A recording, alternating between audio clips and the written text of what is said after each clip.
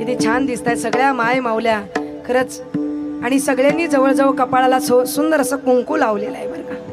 आणि आपल्या परिसरामध्ये आल्यानंतर ही कुंकवाची शोभा दिसून येते. नाही तर आता कुंकू जेला काय आले, कपालाचा कुंकू गेला तया. वाजू नका हो, तया प्लॅस्टिकची ती उगीच नाही आली. हा, ते जे कविताकारांनी काव्यकारांनी जे गायलंय ते काय उगीच नाही महाराज लिहिलं.